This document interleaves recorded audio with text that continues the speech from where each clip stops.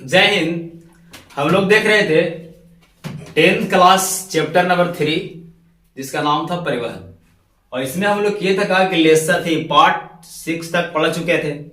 तो आज पढ़ेंगे हम लोग 6 तक 7 तक पढ़ चुके थे। तो आज पढ़ेंगे हम लोग पार्ट 8 जिसमें वर्णन हुआ किसके बारे में सर? हार्ट के बारे में। हार्ट मतलब हृदय।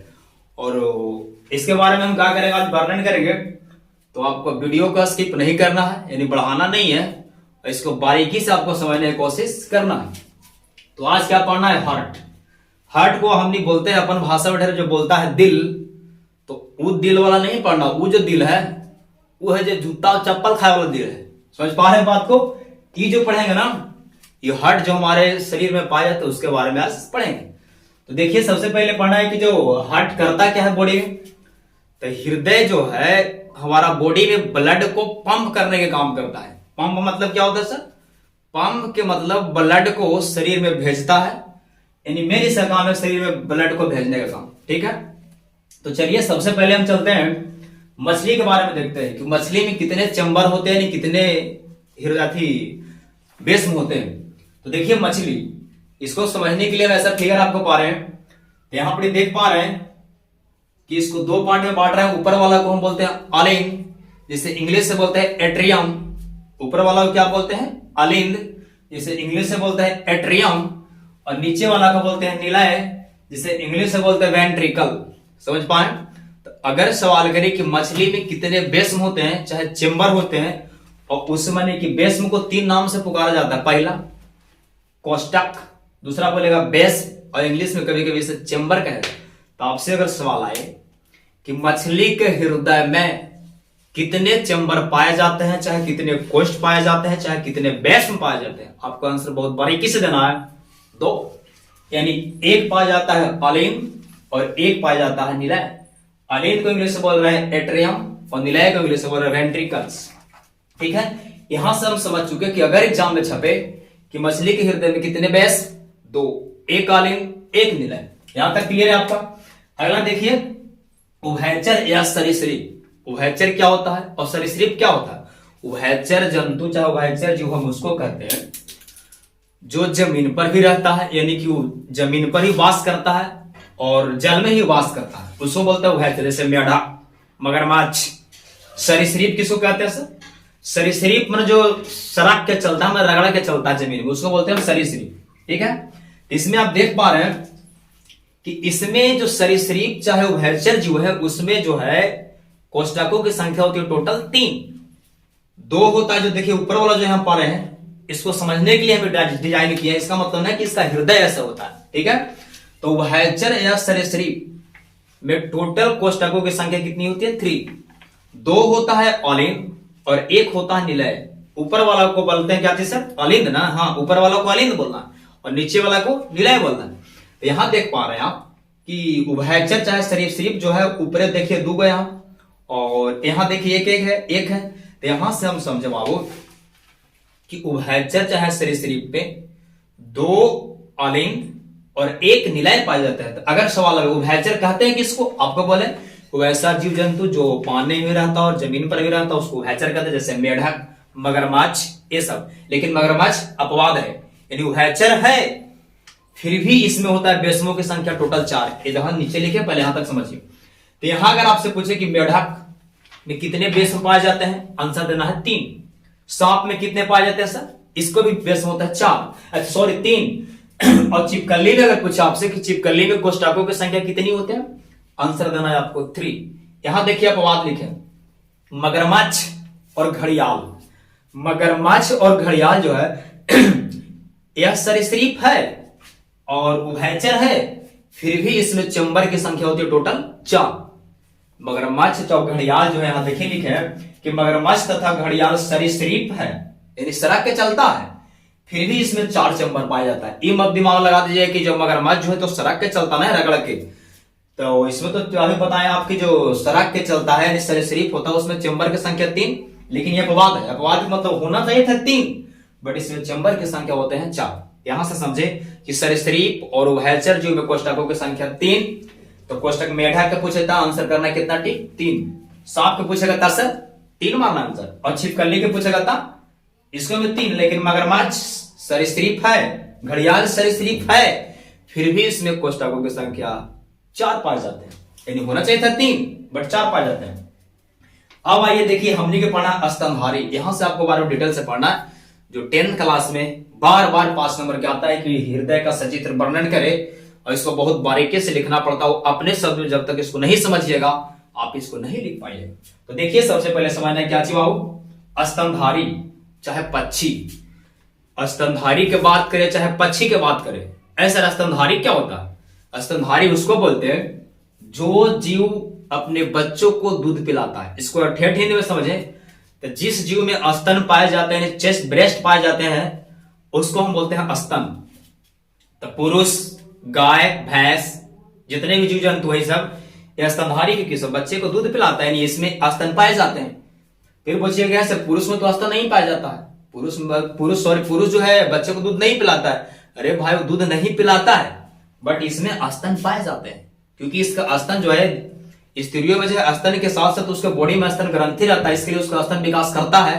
लेकिन पुरुष में जो है स्तन के साथ साथ इसमें स्तन ग्रंथि नहीं पाई जाती है, जिसके कारण इसका स्तन जो विकास नहीं करता है। तो पुरुष स्तनधारी है, ठीक है। तो यहां देखिए कि जो भी स्तनधारी है, स्तनधारी मतलब समझे ना, स्तनधारी के मतलब जो बच्चा को दूध पिलाता है, जैसे गाय, भैंस, मनुष्य, जितना भी सब जीव जंतु, बकरी, ये सब जीव जंतु जो है, कुत्ता, बिल्ली, ये सब स्तनधारी में आएगा। स्तनधारी और पक्षी इस सब में 4 चेंबर पाए जाते हैं। आपसे सवाल करेगा कि मनुष्य के हृदय में कितने कोष्ठ पाए जाते हैं? आंसर देना है ऑप्शन नंबर सी 4। ऐसे खाली सी में रहेगा 4, आपको देख के मारना है बाबू। यहां से देखें हम कि मनुष्य यानी स्तनधारी और पक्षी में जो है उसके हृदय में चेंबर की संख्या, यानी चाहे कोष्ठ पूछे चाहे बेस पूछे, आंसर बारीकी से आंसर देना है आपको 4। तो यहां से देखें हम कुछ अगर पूछेगा सर मनुष्य में कितने बेस होते हैं मनुष्य के हृदय में? 4 मारेंगे। ऐसे गाय के पूछेगा था एकरों में 4 मारेंगे, और पक्षी का पूछेगा था एकरों में 4 मारेंगे, कोई भी पशु को पूछेगा तो उसको हम 4 मारेंगे। ऐसे कोई पूछे बोका कहता 4 मारिएगा, टेंशन कहां ले रहे हैं आप। तो यहां से समझे हम कि स्तनधारी और पक्षी में टोटल 4 बेस होते हैं। देखिए बेस में क्या क्या होता है। यहां से बांट रहे हैं 4 भाग में इसको। ऊपर वाला को बोलते हैं एट्रियम, हिंदी में बोलते हैं अलिंद, नीचे वाला को बोलते हैं निलय, वेंट्रिकल्स। इसमें क्या होता है, मनुष्य में क्या होता है कि 2 ऊपर वाला जो है अलिंद होता है और नीचे वाला 2 निलय होते हैं। ऊपर वाला अलिंद है और नीचे वाला निलय। यहां तक समझ पाए कि मनुष्य के हृदय में टोटल 4 कोष्ठक पाए जाते हैं। ऐसे कोष्ठक क्या कहते हैं, पूछ सकता है कि कोष्ठक कौन सी है, तो आपको बोलना है कि हमारा हृदय में देख रहे हैं कोष्ठक इसको करे, यहां गिने एगो यहां गिन रहे हैं, यहां गिन रहे हैं, यहां तक 1 2 3 4 कोष्ठक हुआ। वो होते इसको कोष्ठक घेरा कहते हैं। तो बोलेंगे देखिए मनुष्य के हृदय में, हृदय पा रहे हैं, हृदय नहीं इसको समझाने के लिए पा रहे हैं, हृदय देखिए यहां पा रहा है, तो बहुत बारीकी समझाया जाएगा आपको। तो ये हृदय है, तो हृदय में देखिए यहाँ खाली जगह है, एक खाली जगह, फिर दूसरा खाली जगह, यहाँ खाली जगह है, यह खाली जगह है। यानी कि हृदय के अंदर, वो अंदर है, हाँ ये अंदर है। हृदय के अंदर जो खाली स्थान होते हैं, चाहे जो खाली जगह होते हैं, उस खाली जगह को हम कोष्ठक कहते हैं, चाहे चेंबर बोलिए इंग्लिश में, चाहे बेस में कहते हैं। ठीक है, आपसे पूछे क्या सर कोष्ठक किसे कहते हैं, तो बोलेंगे हृदय के अंदर खाली जगह को, चाहे खाली स्थान को हम कोष्ठक कहते हैं। उसी का परिभाषा देखिए यहां लिखे, वीडियो पॉज करके आप लिख लीजिएगा।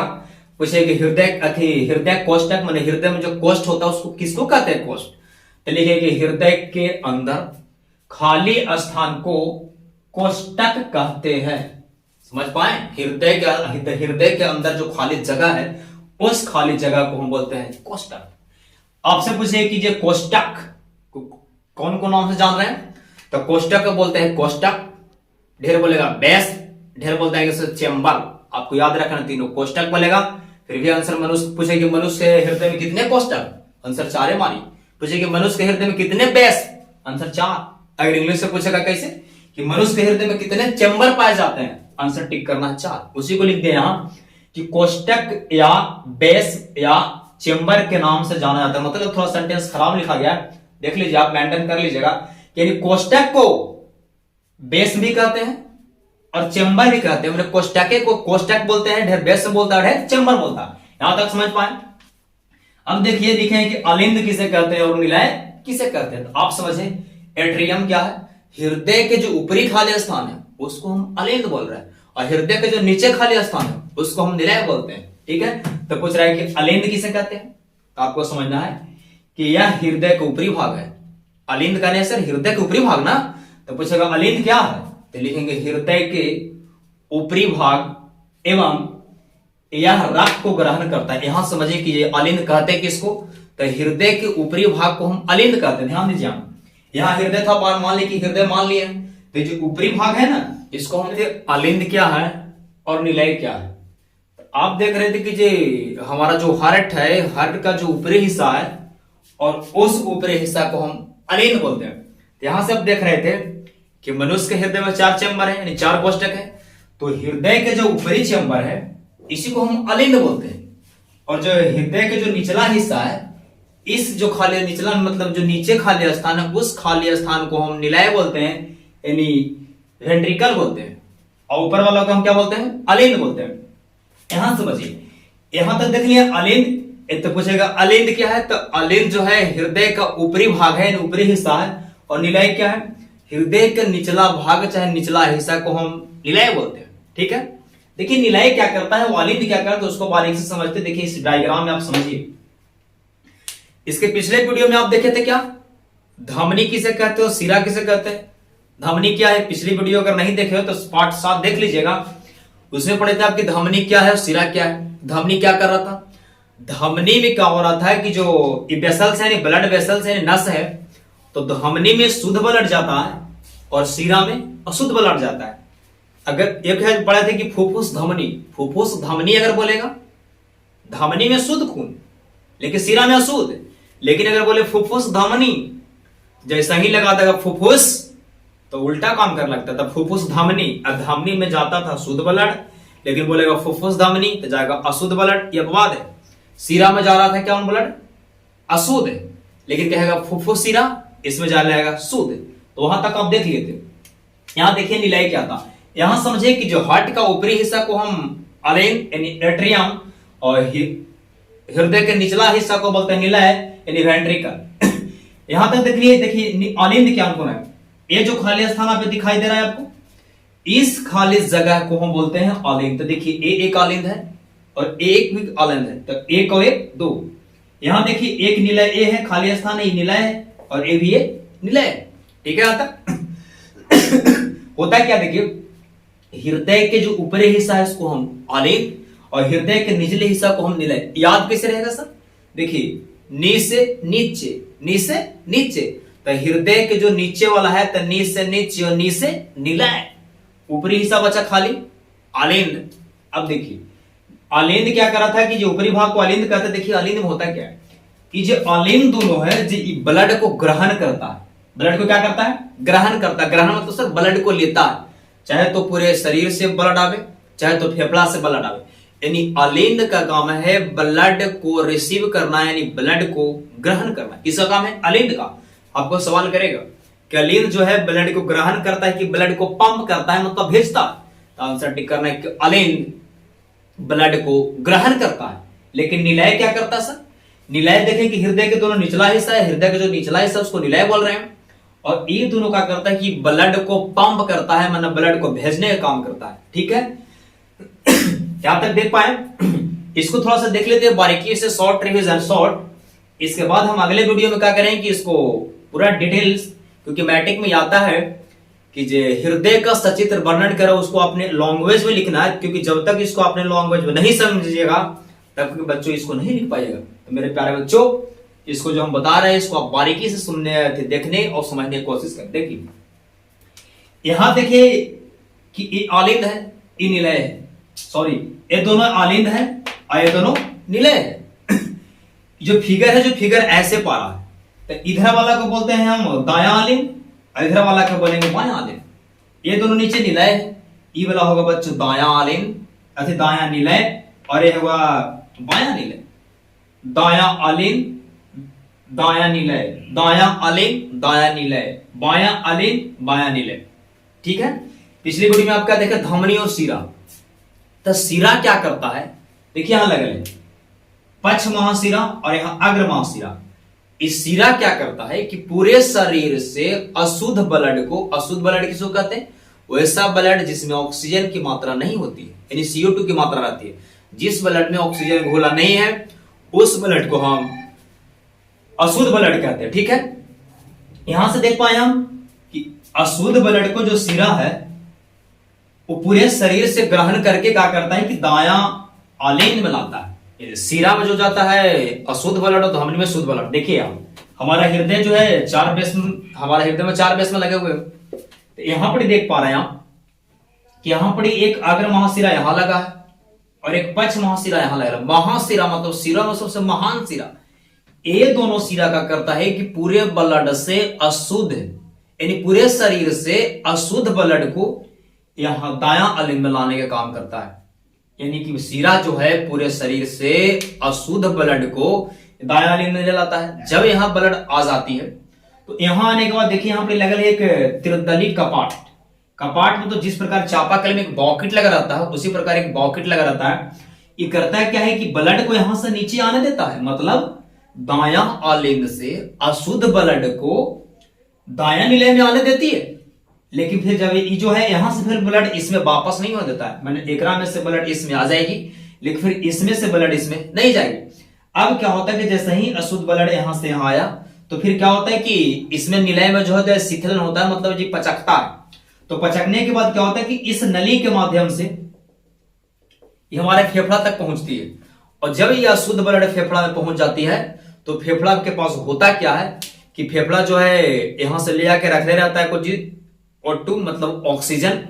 तो वहां से ब्लड में होता है कि ऑक्सीजन जो है ब्लड में मिल जाती है और ब्लड से जो CO2 था, कार्बन डाइऑक्साइड, वह जो है वहां से निकाल लिया जाता है। यानी कहने का मतलब कि गैसों का आदान प्रदान होता है नहीं कि ऑक्सीजन मिला दिया जाता है और कार्बन डाइऑक्साइड को निकाल लिया जाता है। अब ब्लड वहां से हो गया बच्चों शुद्ध। शुद्ध माने प्योर, और शुद्ध किसे कहते हैं? वैसा ब्लड जिसमें ऑक्सीजन मिला हो। अब जैसे ही फेफड़ा में ब्लड शुद्ध हुआ तो वहां से करेगा क्या? आवेगा फुफ्फुस शिरा। शिरा में जाता है शुद्ध ब्लड लेकिन लगल है फुफ्फुस शिरा, जाएगा इसमें शुद्ध ब्लड। फुफ्फुस शिरा के माध्यम से क्या होगा कि अशुद्ध ब्लड जो है शुद्ध प्योर ब्लड ये आता है बायां आलिंद में, क्योंकि आप पढ़े थे कि आलिंद जो है ब्लड को ग्रहण करता है। यहां ग्रहण कर रहा था अशुद्ध ब्लड, यहां ग्रहण हो रहा है शुद्ध ब्लड। जैसे ही अशुद्ध ब्लड यहां पहुंचती है बायां आलिंद में, तो जब पहुंचने के बाद यहां देखिए फिर यहां लगल है कपाट, द्विदली कपाट। एक क्या करता है कि जो ब्लड यहां से नीचे आने देती है, यानी कि बायां आलिंद से बायां निलय में आने देती है, लेकिन फिर जब ये पचकेगा तो ये ब्लड जो है बायां आलिंद में वापस नहीं होने देता है। मैंने यहां से यहां ब्लड गिर जाएगी लेकिन यहां से ब्लड फिर यहां नहीं जाएगी। तो यहां से देखिए कि जो शुद्ध ब्लड यहां से कहां आया सर? बायां निलय में। और वहां आने के बाद ब्लड का होता है कि फिर जब इसमें शिथिलन होती है, जब इसमें दबाव होती है, जब पचकती है, तो इस नली के माध्यम से यानी कि महाधमनी के माध्यम से पूरा ब्लड हमारे बॉडी में फैल जाती है। यानी इसी प्रकार हमारा हृदय जो है काम करते रहता है। ठीक है ना? इसके बाद जो है हम अगला वीडियो में देखेंगे कि हृदय का सचित्र वर्णन करें। और वीडियो अगर आप नहीं देखे पार्ट 7 तो उस वीडियो को जाकर बारीकी से देखिए, उससे पढ़ाया गया धमनी क्या होती है, ब्लड वेसल्स क्या है, नस किसको कहते हैं, धमनी क्या है, शिरा क्या, धमनी में कौन ब्लड जाता है, धमनी शिरा में अंतर बताया गया। तो यहां तक आप देखें। इसके हम अगले वीडियो में हृदय का सचित्र वर्णन करें, क्योंकि बिहार बोर्ड 2024 में छपने वाला है 5 मार्क्स का, इसलिए इसको क्या करें आपको बारीकी समझने की कोशिश करना है। एक सवाल करें, उस सवाल को आपका आंसर कमेंट में करना है। तो सवाल नंबर पहला देखिए कि सांप के हृदय में कितने चेंबर पाए जाते हैं? और वे कमेंट में क्या करें बच्चों? पिन करें। और ये वीडियो कैसा लगा और वे कमेंट में बताएं। Thanks for watching.